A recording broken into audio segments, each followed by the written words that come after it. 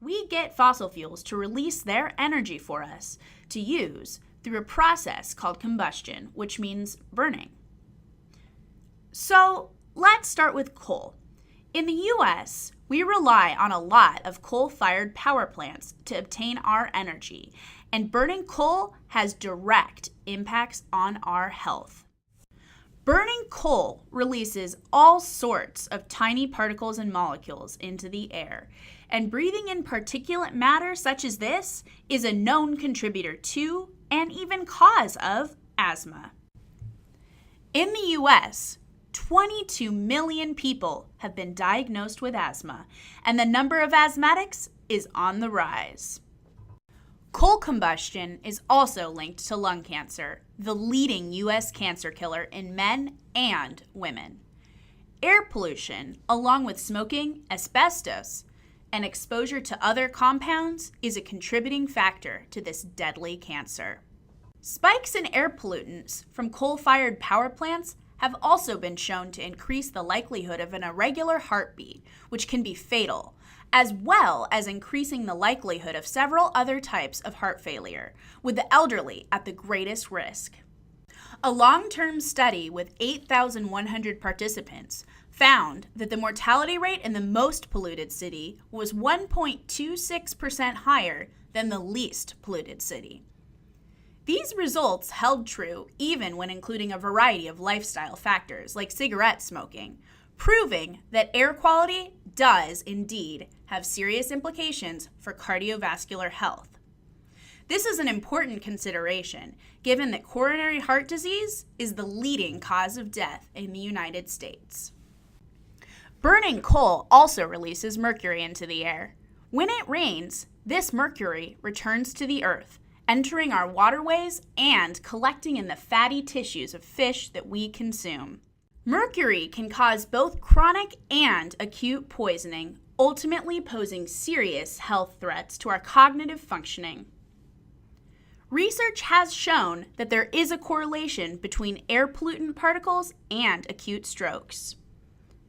Although there have been many improvements in stroke prevention, nearly 800,000 people in the U.S. still have strokes each year, making the number of strokes attributable to particulate matter in the air an important risk factor to consider.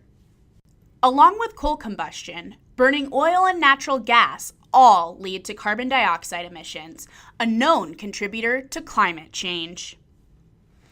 Beyond the localized health impacts of extracting, transporting, and burning fossil fuels, there are numerous ways in which climate change is impacting human health currently and will continue to do so as climate change worsens. One of the most important aspects to consider when understanding the health impacts of climate change is that the effects are not evenly distributed across populations. Most often, marginalized groups, like low-income communities and communities of color, are the ones that benefit the least from burning of fossil fuels and are the first to feel the adverse health impacts of our changing climate. These health impacts manifest themselves in a variety of ways. One important way in which climate change will impact human health is through heat waves. As our climate warms, heat stroke and dehydration will worsen as there are longer, more frequent, and more severe heat waves. For example, Wichita Falls, Texas experienced 100 straight days of 100+ degree weather in 2011, shattering the previous record. This heat wave was blamed for 46 deaths in the area. Another way in which climate change has already been impacting human health is through extreme weather events. Warmer air and ocean temperatures result in more powerful storms that can have devastating impacts when they make landfall, as we saw in 2005 with Hurricane Katrina. 1,800 people died as a result of this hurricane. Again, the groups that are hit the hardest during these events are low-income communities, communities of color, and the elderly, who often lack adequate resources to prepare for the storm, evacuate during the storm, and recover after the storm has passed.